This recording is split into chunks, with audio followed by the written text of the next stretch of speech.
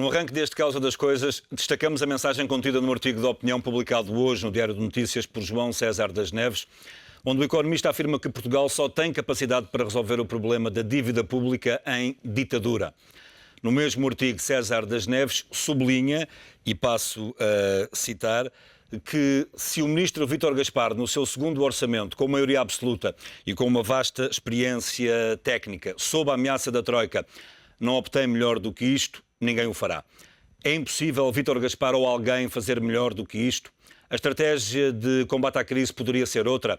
A tese do bom aluno está esgotada? O orçamento do Estado é execuível? Ou Portugal arrisca-se a seguir o mesmo destino da Grécia? O Governo tem de mudar de política e de ministros? O Presidente da República tem de intervir? E se agir, em que sentido deverá avançar?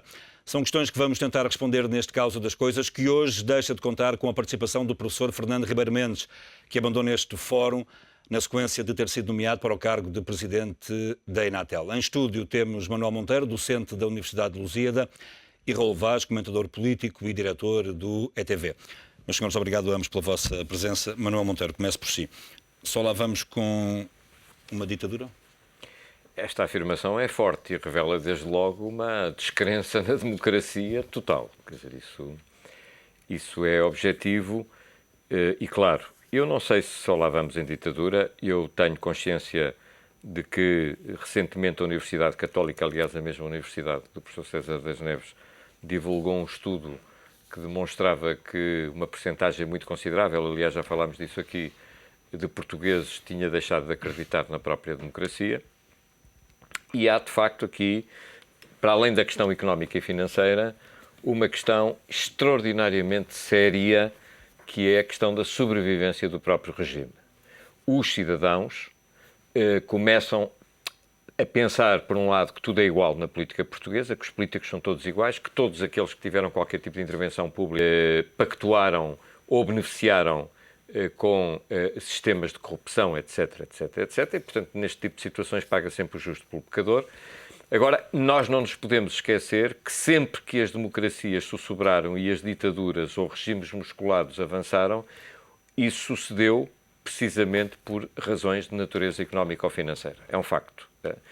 E, portanto, eu não sei se nós vamos ou não regressar a uma ideia de ditadura como existiu no passado. A história, por vezes, repete-se. Mas que há aqui um desafio muito grande à democracia, isso há, e o Raul Vaz tem alertado muitas das vezes aqui nas suas intervenções, de que as questões de natureza técnica e as questões de natureza económica não podem fazer esquecer as questões de natureza política.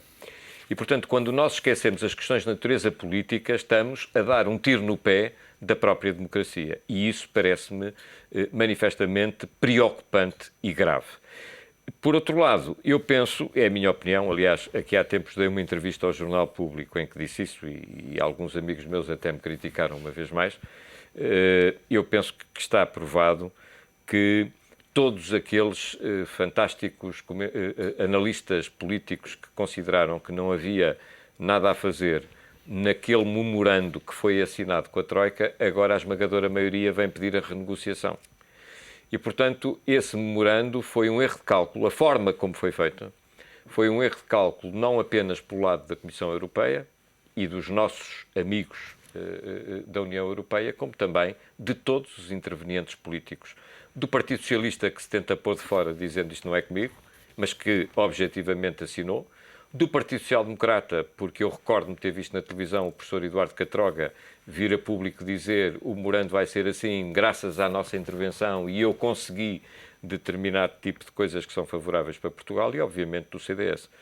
E, portanto, agora virem-nos dizer que é necessário renegociar, eu também entendo que é necessário renegociar, só pena de nós nunca mais lá irmos, nós não vamos ter possibilidade nenhuma de pagar esta situação e, portanto, a Europa efetivamente renegocia, mas renegocia politicamente e não apenas financeiramente, porque a renegociação para mim não pressupõe a adoção de critérios ou daquilo que se passou com a Grécia, porque isso, como se está a provar, não leva a Grécia a rigorosamente lado nenhum, mas há uma renegociação muito ampla, muito estruturada, em que a própria União Europeia se repensa a si própria perante o quadro atual, ou então eu começo a perceber opiniões como a do professor César das Neves a dizer isto é democracia, não vai lá.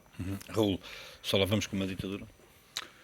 Em primeiro lugar, deixa-me desejar felicidades ao nosso companheiro, Tem razão, esquece. Temos ao esse- professor Fernando Ribeiro Mendes, nas suas novas funções de Presidente do Inatel, que é um desafio interessante e, portanto, espero que lhe corra bem. E correndo bem ele, corre bem ao Inatel e corre bem a Portugal. É um desejo partilhado por todos. como é óbvio. Em relação à saída para este grande imbróglio, o Manuel Monteiro sublinhou duas questões que eu acho fundamentais.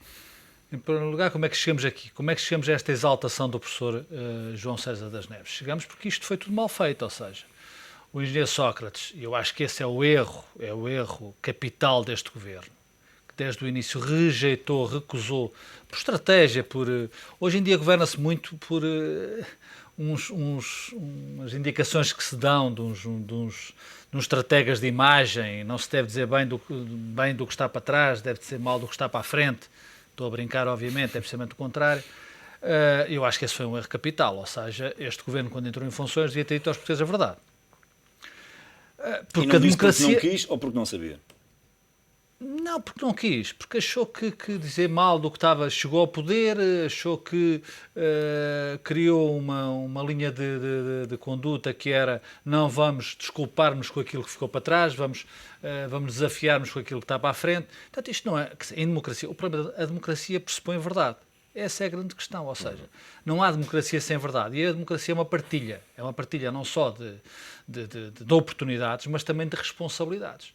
Todos nós somos responsáveis, pelo ponto a que chegamos. Mas só o somos se de facto tivermos a noção do ponto a que chegamos. E isso foi sonegado à opinião pública, aos portugueses. Porque quando este governo tomou posse, o que devia ter feito era malhar. Malhar é um termo utilizado pelo professor Augusto Santos Silva, que gostava de malhar na direita quando estava no governo do engenheiro Sócrates. Este governo devia ter malhado no que se antecedeu, ou seja, como é que foi possível chegar ao ponto de negociar um memorando de entendimento que não tem pés nem cabeça, nem tem, provavelmente, em termos de tempo. Aliás, o professor Eduardo Catroga, já, como o Manuel Monteiro citou, já veio reconhecer que se soubesse o que sabia hoje, diz o nosso amigo Eduardo Catroga, não teria pedido 4 anos, só lhe deram 3, mas teriam pedido 5 ou 6, nem em termos, provavelmente, de quantitativo daquilo que é o valor que nós precisamos para ultrapassar as nossas dificuldades. Os tais 74 mil milhões de euros. Portanto, quer dizer, agora, como é que se consegue superar estas dificuldades? Partilhando-as com todos. Isso não foi feito com a opinião pública portuguesa. Foi feito, sim senhoras, nós vamos aqui, agora vamos pedir uma ajuda à União Europeia, ao Fundo Monetário Internacional, ao Banco Central Europeu. Ninguém percebe o que é isto. Aliás, a Troika, o doutor Paulo Portas não gostava da palavra Troika. Dizia, não, para mim é um triunvirato. Quer dizer, a semântica também distinguiu a forma como se faziam as coisas. A democracia não é isso. A democracia é a partilha do conhecimento, da dificuldade e do desafio. E daquilo que pode ser aquele que pode ser o patamar a que podemos chegar, ou seja, isso não foi feito. E, portanto, o professor João César das Neves diz uma questão que, aliás, não é nova, já a doutora Manuel Ferreira Leite, nos idos de 2010, disse que isto para se resolver teria que haver aqui um intermezzo de suspensão da democracia, que obviamente era uma figura de estilo, que não foi feita, ainda bem que não foi feita. Nós temos que resolver isto em democracia. Mas para resolvermos isto em democracia é urgente que este governo, que é aquele que tem responsabilidade para resolver o problema, que diga toda a verdade aos portugueses. E eu penso que ainda falta dizer a verdade aos portugueses. Falta o professor Vítor Gaspar dizer, não se limitar a dizer que garante, que jura pelas alminhas que em junho de 2014 a Troika se vai embora se não nos portarmos bem. Mas o que é preciso fazer para que a Troika se vá embora em 2014 se nós nos portarmos bem? Mas temos que fazer o que temos que fazer por nós. Portanto, esse é o problema. Portanto, é evidente que estamos no limiar aqui de um conflito em que as pessoas não percebem aquilo que os seus dirigentes lhes estão a propor. Esse é o problema da democracia, ou seja, a democracia é a prática da verdade. Isso não tem sido feito. E não tem sido feito, inclusive, no seio da coligação governamental. Aquilo que nós assistimos no último mês e meio é tudo menos a verdade. eles mentem uns aos outros, eles disfarçam entre si, eles dizem, eles reúnem para dizer que reuniram para depois emitirem uns comunicados a dizerem que afinal estão um com o outro até que o patriotismo assim o exija. Portanto, isto obviamente não é, em circunstância alguma, a prática da democracia, sobretudo num momento de dificuldade como é este que Portugal atravessa. E perante todas estas dificuldades, estes sinais de deterioração do clima de confiança entre os dois partidos que formam a coligação, o que é melhor para o país? Manter esta paz podre ou clarificar as coisas através, se for caso disso, de um novo ato eleitoral, de uma nova ida às urnas? Francamente, eu acho que o cenário de eleições é um cenário a evitar. Pragmaticamente não nos leva a lado nenhum. Quer dizer, repare, quando o próprio partido da oposição, o principal partido da oposição, através da voz do seu secretário-geral, cada vez que fala, demonstra à sociedade um pavor e um medo das eleições, bom, os portugueses ficam com a nítida sensação de que as eleições poderiam não resolver coisíssima nenhuma e, eventualmente, até piorar a própria situação. Quer dizer, agora...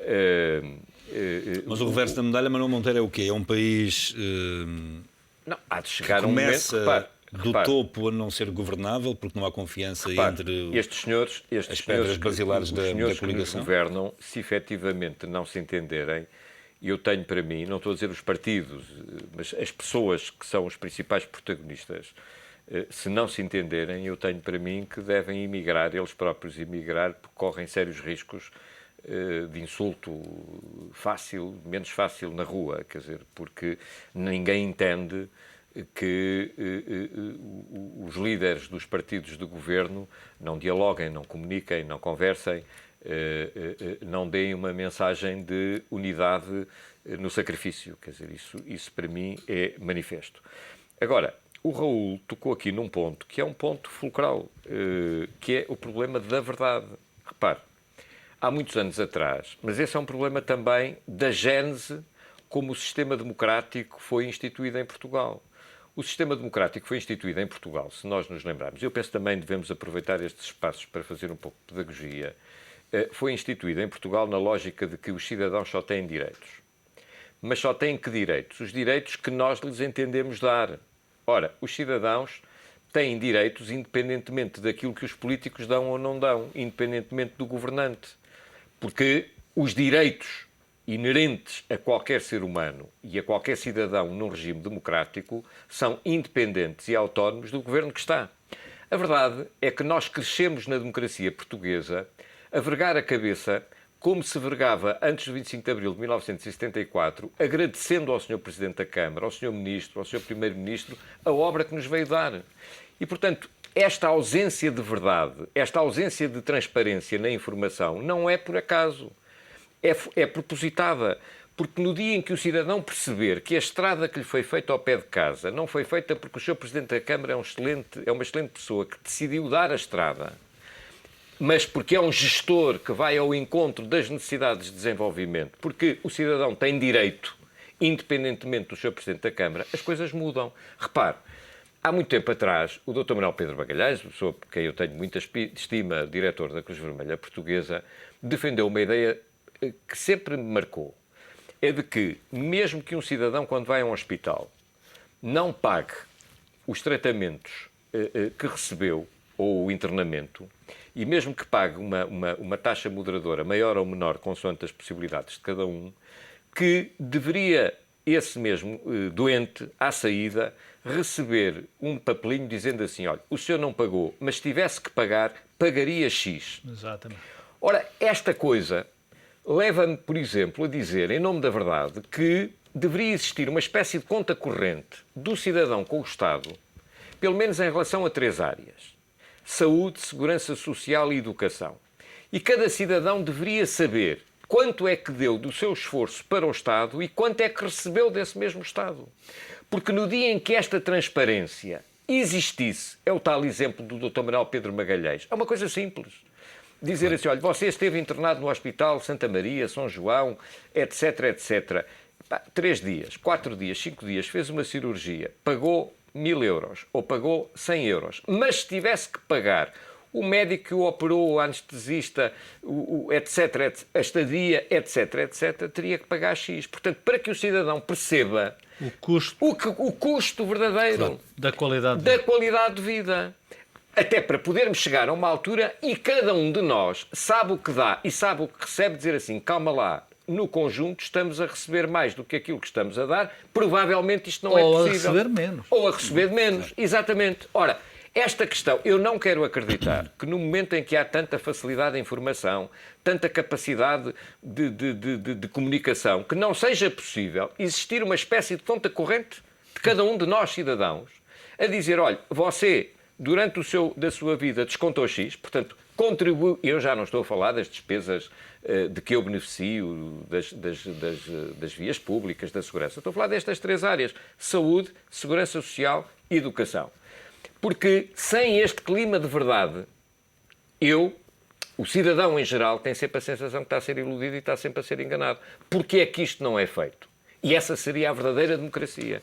Porquê é que isto não é feito? Porque a classe política não quer.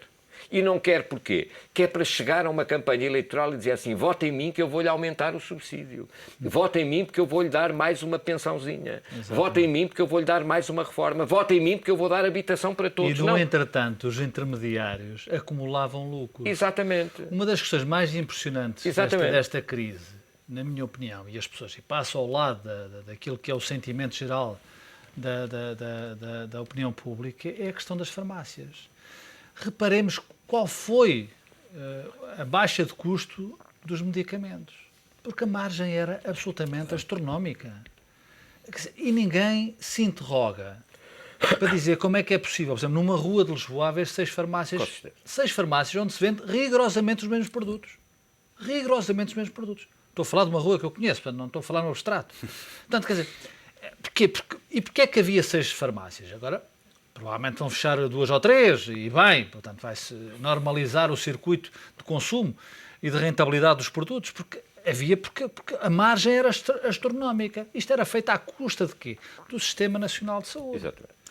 Da ADSE. Portanto, este país tem que aprender... um bom exemplo de uma reforma que está a ser naturalmente por este governo. Até o governo não comunica muito bem. Repare-se, não comunica muito bem, é verdade. Não tem a noção da dimensão da reforma que está a ser feita. Há uma atitude muito, muito recente do chefe do governo que eu acho fantástica, como é avaliada e apreciada pela comunidade, que é a questão das escutas, da eventual escuta com o chefe do governo, a manchete do Expresso de sábado.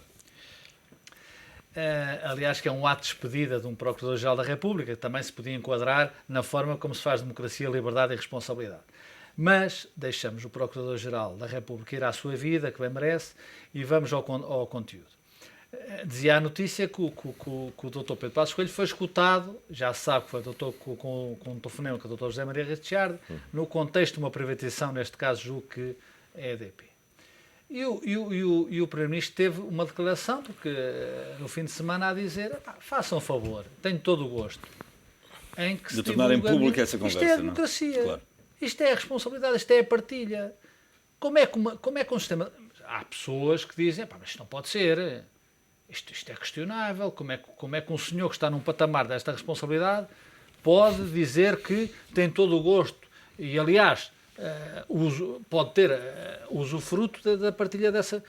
Nós podemos questionar o funcionamento do sistema judicial, sabemos o que é que aconteceu, o que é que acontece a esse nível. De qualquer das formas, o Primeiro-Ministro tem o seu último grande momento de brilho, há muito tempo esta parte, por uma questão desta natureza. Claro. Ou seja, de partilha de informação, que deve ser informação da comunidade.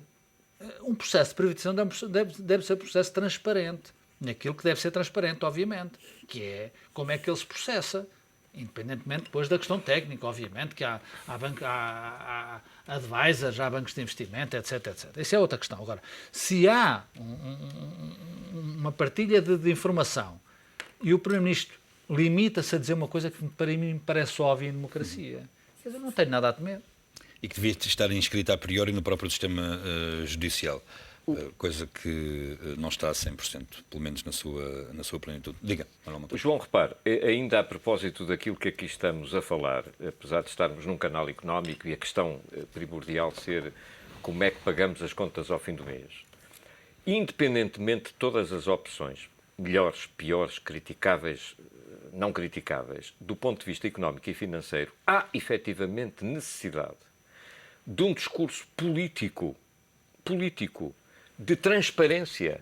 E isso pressupõe uma alteração total no comportamento do funcionamento do Estado. Total. Repare, a propósito desta questão, eu li no Público, não sei se é verdade, se é mentira, que há um escritório de advogados que trabalha para o Estado, com toda a legitimidade, que é o escritório que assessora o Ministério das Finanças, entre outros. E que, ao mesmo tempo, representou os chineses, esse mesmo escritório representou os chineses na operação de compra ou de entrada do capital chinês na EDP. O que é que isto... Lá está o problema da verdade, da falta de transparência, da falta de isenção. Mas isso para si configurou o quê? Uma promiscuidade intolerável? Total.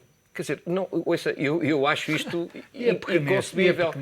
E depois não, a pequenez, Raul, mas a grandeza também, porque sim, obviamente claro. estão a faturar de um lado e estão a faturar do outro. Quer dizer, eu recebo assim para resolver um problema que você tem com o Raul. E imagine, no automóvel... É uma espécie de servir a dois senhores ao mesmo tempo. Exatamente, e às tantas, se vocês estão em disputa de um carro, o carro é meu, quer dizer, porque ganho o que ganhar, o carro é sempre para os meus bolsos. E depois você repara, a propósito também da questão das farmácias, etc. A verdade é que Portugal, isto hoje custa-me dizer, quer dizer, porque eu fiz o papel do chato de serviço em Portugal, quando, perante muitos ilustres comentadores que sabem tudo, analistas, professores universitários, eles sabem tudo. Escreveram os manuais todos, é este o caminho, a moeda única, quem ficar para trás é uma coisa disparatada. Eu hoje olho para a televisão e vejo-os a falar e digo assim, mas esta gente onde é que estava? Onde é que esta gente agora diz, se calhar não devíamos ter entrado? Bom, você repare, nós permitimos o desenvolvimento de muitos negócios privados em Portugal, falsos, que em circunstâncias normais não deveriam existir. Porquê? Porque nós podemos aqui contratar, entre todos, fazer uma sociedade para abrir um restaurante aqui na Baixa de Lisboa. Talvez outra coisa. Um bar, ouça, aquilo, uma coisa normal. Serviços. Mas vamos ter com a Câmara Municipal ou com o Ministro e dizemos assim, olha, nós abrimos isto, mas você vai nos assegurar 70% da faturação. Quer dizer, isto é um negócio privado. Mas é um negócio privado que depende do Estado, ou de sobrefaturação, ou porque vive à custa do Serviço Nacional de Saúde, ou porque vive à custa da Segurança Social. Portanto, isto é uma fraude. Isto é uma fraude do princípio ao fim. E eu tinha a esperança que o governo português, que sabia, porque não fomos nós que estivemos a negociar um memorando com a Troika, foram todos. Eu, com todo o respeito, e é muito, que tenho pelo professor Catroga, então o professor Catroga, quer dizer, você acha normal que partidos e dirigentes políticos que já foram ministros das Finanças, que estão para ir para ministros das Finanças, não tenham informação do que é que macroeconomicamente e macrofinanceiramente se passa no país? Nunca ninguém sabe nada. E depois, passados uns meses, é que vem dizer se eu soubesse, não teria feito assim. Bom, mas então teria feito como? Quer dizer, como é que eu, como cidadão, tenho que acreditar? Ou posso acreditar? E a verdade é que aquilo que eu esperava, e com isso concluo, do governo do Dr. Pedro Passos Coelho e do Dr. Paulo Portas, é que eles viessem ao mesmo tempo em que sabiam que tinham que avançar em cortes drásticos na nossa vida do dia-a-dia, viessem a alterar profundamente o comportamento do funcionamento do Estado. Mas você continua a ter 86 milhões de euros para parceiros e para estudos e para consultorias. Alguém está a ganhar esses 86 milhões de euros. E isso é manifestamente impensável no momento em que se está a exigir aos cidadãos que tenham sacrifícios. Portanto, é o tal problema com o qual eu estou plenamente de acordo. Verdade, transparência e informação. Raul, a opinião pública, os portugueses, os eleitores, têm motivos para estar, de certa forma, indignados com este governo? Certamente tem. Os sacrifícios que este governo tem imposto à sociedade portuguesa é evidente que poderão deixar indignado muita gente e deixa muita gente em muitas dificuldades. A sociedade portuguesa vive hoje com dificuldades que são evidentes e, portanto, agora eu acho que isso era absolutamente inevitável. Mas existia aqui uma outra via ou não? O que é que eu quero dizer com isto? Não, penso que não. Há um Conselho Europeu em que, na sequência até de uma entrevista dada pelo presidente francês, onde referiu expressamente o nome e o exemplo de Portugal no que diz respeito à pressão e às medidas de austeridade a que está a ser submetido. Há um Conselho Europeu depois dessas declarações, onde gregos e irlandeses alertam os seus pares para as dificuldades que estão a existir nos respectivos países. E, aparentemente, o Primeiro-Ministro de Portugal optou pela omissão.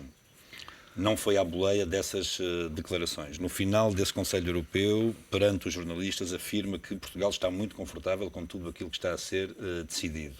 Quando todos nós sabemos, ou pelo menos uma grande maioria da população portuguesa e de muitos especialistas, de quadrantes insuspeitos, de quadrantes políticos insuspeitos, afirmam que de facto há aqui outra via que passa por mais tempo e mais dinheiro e que essa realidade se vai confrontar nos próximos meses com o governo português. O que é que fará o governo a não tentar alterar minimamente a linha que traçou? Um plano que está desenhado e que está a ser prosseguido e, portanto, esse plano ou tem resultados, ou funciona, ou então não funciona e a democracia funciona, espero eu, e este governo dá lugar a um outro governo. Mas não há já sinais claros de que o plano precisa, pelo menos, eu já não digo que está errado, mas que pelo menos precisa de ser reajustado?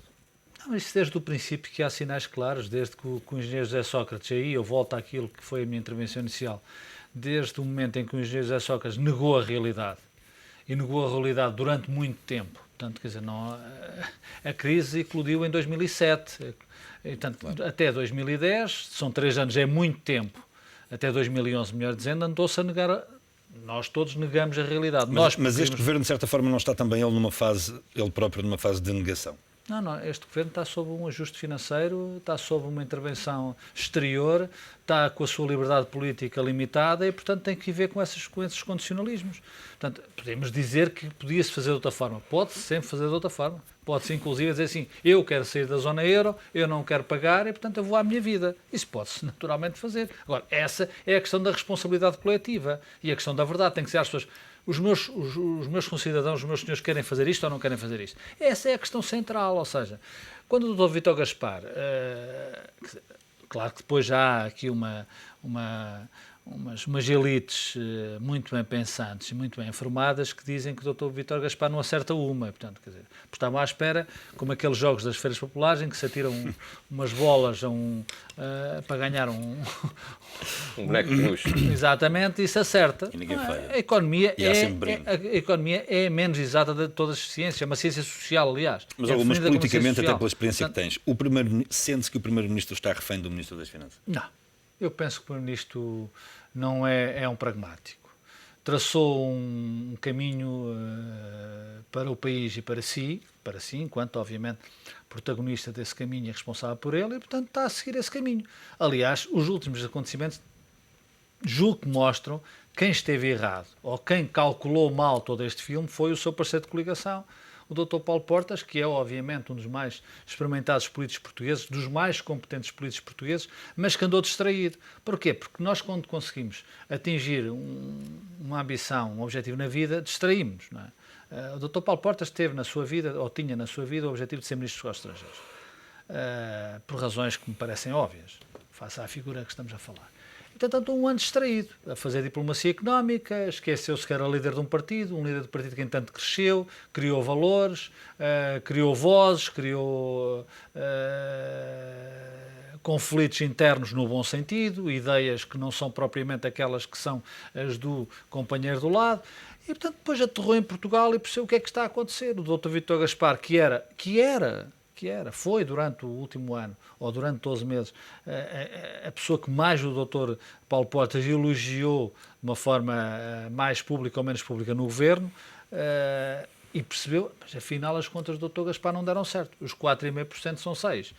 Como se isso fosse a alfa e o ômega da questão. Não é, rigorosamente não é. O que está a acontecer em Portugal, e isso faz parte do plano do Dr. Vítor Gaspar, penso eu, que é de facto aquilo que é o objetivo central da questão, que é Portugal recuperar a sua credibilidade nos mercados financeiros. Nós vivemos em globalização, é isso que o Dr. Mário Soares não percebe, ou seja, ou melhor, percebeu e é preciso ser justo.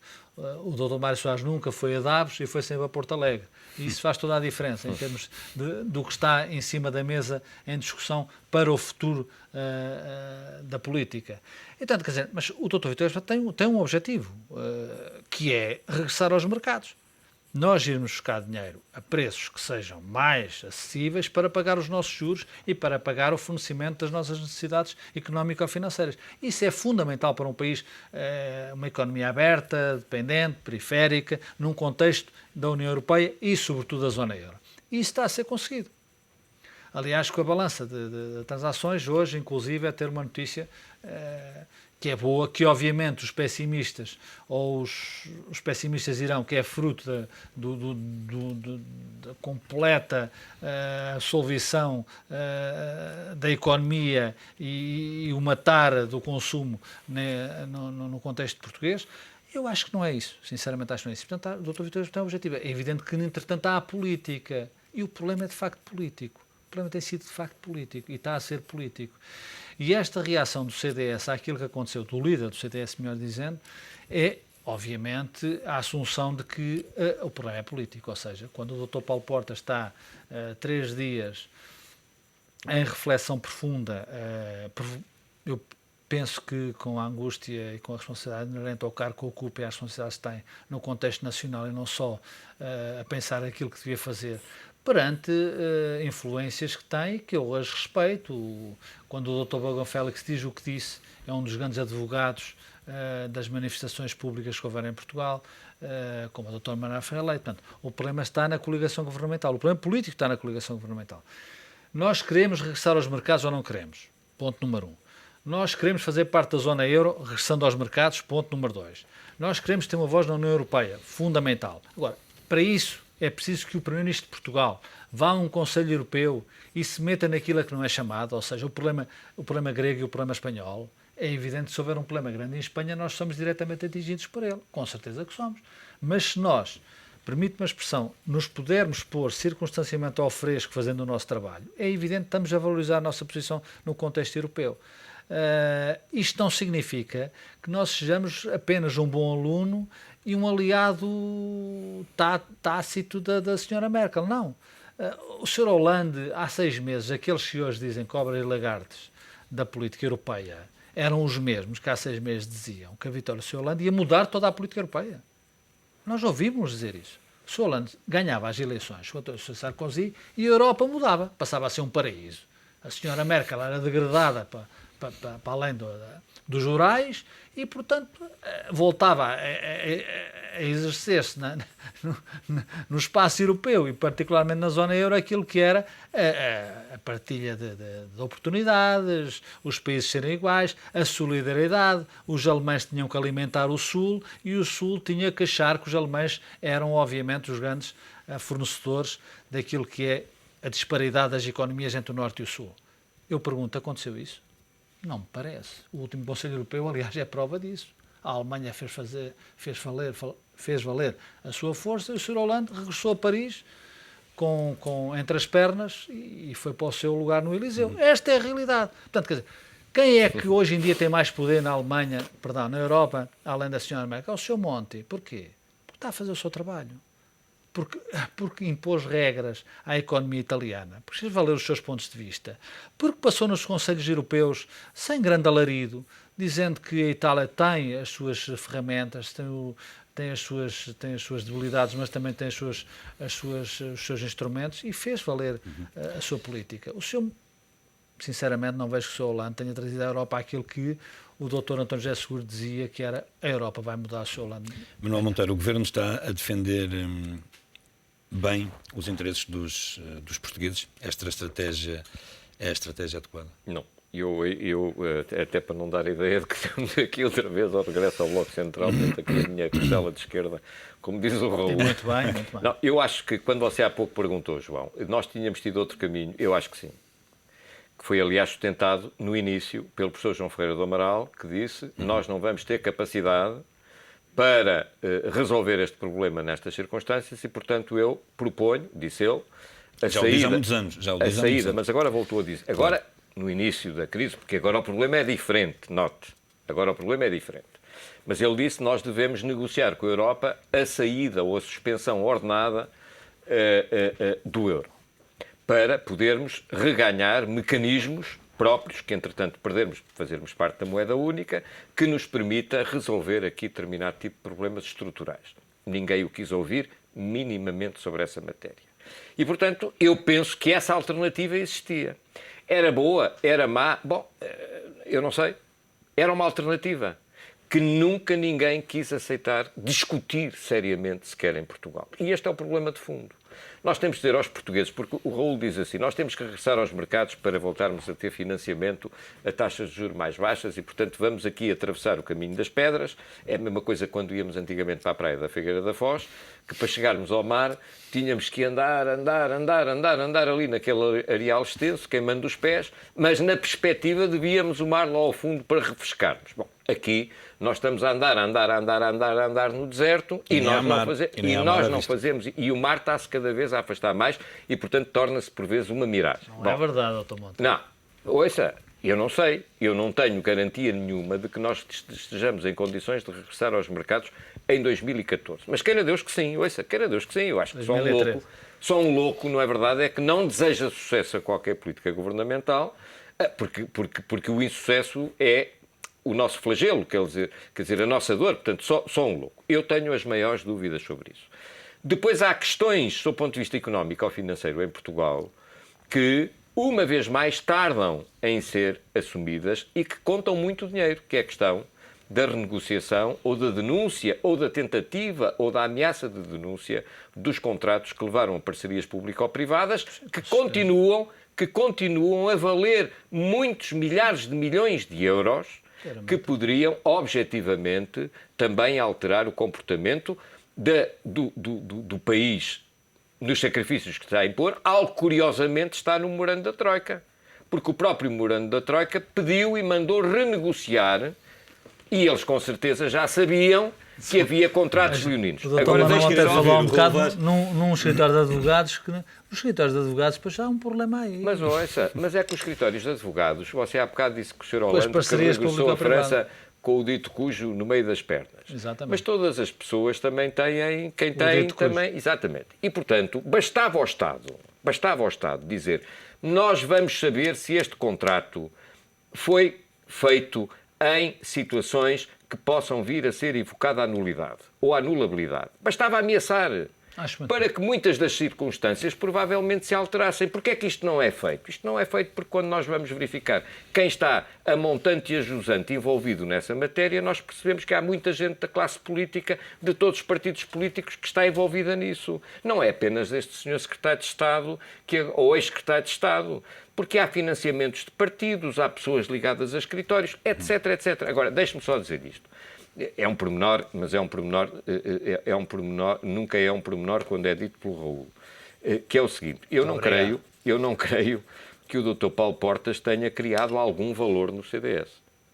Todas as vozes que aparecem com sustentabilidade política, com todo o respeito pelos demais, mas já existiam. O Dr. Pires de Lima, o Dr. Lobo Xavier já existiam. O Dr. Bagão Félix não foi o Dr. Paulo Portas que o inventou. Portanto, não, eu estava a pensar noutro estado da arte, que é o Dr. Adolfo Mesquita Nunes. Ninguém acredita. Os problemas do Dr. Paulo Portas não são os problemas do Dr. Paulo, não são do Dr. Lobo Xavier, nem do Dr. Pires de Lima. Nenhuma dessas pessoas fala sem autorização do Dr. Paulo Portas. Mas para si o CDS continua a ser um partido de um homem só? Aquilo também mudou, Manel. Nenhuma dessas pessoas... Mas continua a ser um partido de um homem só, Manuel Monteiro? Totalmente. Pois aí estamos, provavelmente... Eu tenho essa firme convicção. Não concorda com nenhuma daquelas pessoas abre a boca sem a concordância do Dr. Paulo Portas ou com o beneplácito do Dr. Paulo Portas. Eu conheço o Dr. Paulo Portas, o Raul também conhece o Dr. Paulo Portas. O Dr. Paulo Portas, uma das coisas que fez foi extinguir a massa crítica do CDS.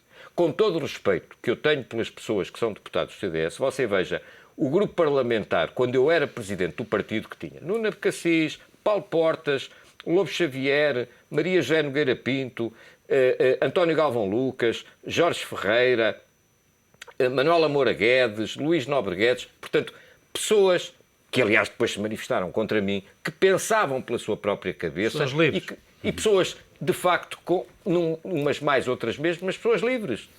Hoje, com todo o respeito, você verifica que não há ali pessoas que tenham tido qualquer capacidade de intervenção pública para além da mão do Dr. Paulo Portas. Essa é a realidade. Qual é o grande problema do Dr. Paulo Portas? E eu, como deve calcular, só me preocupo com os problemas do Dr. Paulo Portas na medida que isso me prejudica a mim, enquanto cidadão, ou a nós. O Dr. Paulo Portas quer se pôr ao fresco. Ele quer se pôr ao fresco, ele quer ir embora. Ele quer ir embora de Portugal. Ele está farto de Portugal. Está farto de ser líder do CDS e quer ir embora.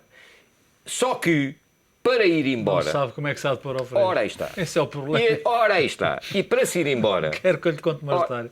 Diga. Não, mas diga. E ele, para se ir embora, precisa do acordo dos parceiros internacionais. E se agora causasse uma crise política e ficasse aos olhos da opinião pública e dos dirigentes externos, não é dos internos, como sendo responsável pela crise política, ele dizia: e agora o que é que eu volto a fazer? Volto a fazer campanha em Aveiro. Quer dizer, isso é uma coisa que para o Dr. Paulo Portas já está para além de Bagdá. E, portanto, essa situação é uma situação verdadeiramente que o preocupa. E anda perdido. Pela primeira vez comecei a achar que ele anda perdido. Exatamente. E isso prejudica-nos a nós. E isso prejudica-nos a nós porque neste momento ele tem que se encontrar e tem que ter um plano de colaboração com o Governo, com o Primeiro-Ministro, para que o país não sofra com os seus achaques e com os seus cliques. Raul, querias introduzir? A história é muito rápida. O Dr. Manuel Monteiro conhece o Dr. Paulo Portas muito melhor que eu. Eu conheço mal o Dr. Paulo Portas, mas tive a oportunidade de conhecer o Dr. Paulo Portas. Quando o Dr. Paulo saiu do semanário onde eu trabalhava, e o Dr. Paulo Portas também, e tinha uma coluna que se chamava O Reviralho, e anunciou às pessoas a que devia anunciar na altura, o diretor era o meu saudoso amigo Vítor Cunha Rego e o presidente do Conselho Nacional era o Dr. José Miguel Júdice, etc, que ia fazer o Independente. Mas o ato de libertação foi não mandar a coluna no dia em que devia mandar, que era quinta à noite, sem avisar que não ia mandar a coluna. Quando saiu do Independente para ir para a política, aliás, a convite do Dr. Manuel Monteiro para ser cabeça de lista às eleições para o Círculo Eleitoral de Aveiro, as últimas pessoas a saberem, ou das últimas pessoas a saberem, foram as pessoas que estavam no Independente. Então, Paulo Portas é assim, portanto, quando ele deixar o CDS, as últimas pessoas a saber vão ser as pessoas do CDS. E o Dr. António Pires Lima e o Dr. António Lobo Xavier conhecem-no de gingeira. E, portanto, puseram-lhe juízo. Aliás, é um momento triste da política portuguesa e de alta irresponsabilidade. Sendo verdade aquilo que se leu, é a reunião de segunda-feira. Segunda-feira, o Ministro das Finanças apresentou o Orçamento de Estado para 2013, que é um momento importante para nós todos, para os portugueses. 2013, o Orçamento de Estado de 2013, todos os Orçamentos de Estado são importantes, mas o de 2013 é, na minha opinião, muito importante. E o Dr. Paulo Portas chamou ao Largo do Caldas uns amigos, um núcleo duro, chamado núcleo duro. Nada daquilo é institucional em termos Nenhum órgão oficial do partido, não é? Claro. E partilhou as suas mágoas, as suas angústias, as suas incertezas, e terá dito, pelo que eu li descrito num jornal, que eu vou-me embora do partido e vou-me embora do governo. Isto é assustador. Isto é de uma irresponsabilidade que não tem qualificação. Quer dizer, não é por eu... Não estou a falar do Dr. Paulo Portas, estou a falar do Ministro do Estado e dos Negócios Estrangeiros, líder de um partido que tem uma coligação governamental no momento em que o país atravessa a maior crise dos últimos 100 anos. Portanto, isto é de uma responsabilidade absoluta. Por isso é que eu discordo do Dr. Manuel Monteiro. Quando esta atitude, este comportamento permite que cresçam, que nasçam vozes no CDS, como o Dr. Adolfo Mesquita Nunes, o Dr. João Almeida, começam a pensar e a falar por si. Eu da experiência que tenho tido, porque Adolfo Mesquita Nunes é aqui nosso comentador. Eu não conheço, não sei quem pela experiência que tenho tido, é um homem que pensa pela sua cabeça. Tem que fazer para ficar bem. E ainda bem, sempre houve no CDS pessoas dessas, ainda bem continua. E isso, apesar de tudo, na herança do Dr. Paulo Portas deixará, é um bem, obviamente. Mas, senhores, peço-vos uma resposta de segundos. O Presidente da República deve intervir? O Presidente da República, sob o meu ponto de vista, não pode continuar a intervir pelo Facebook. Quer dizer, eu acho isso uma coisa extraordinária de modernismo, de modernidade, mas penso que o Presidente da República, a fazer fé naquilo que se diz que ele tem vindo a comunicar pelo Facebook, eu penso que o grande problema do Governo chama-se Aníbal Cavaco Silva.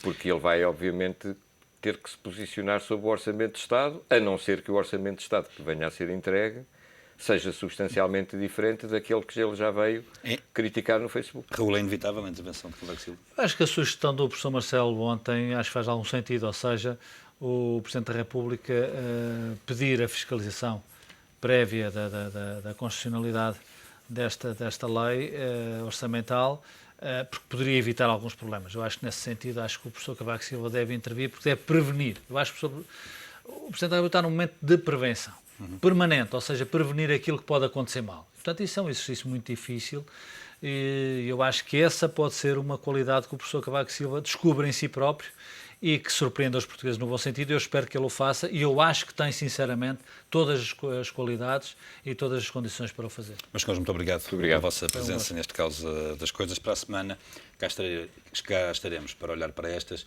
e para outras causas de outras coisas. Até lá.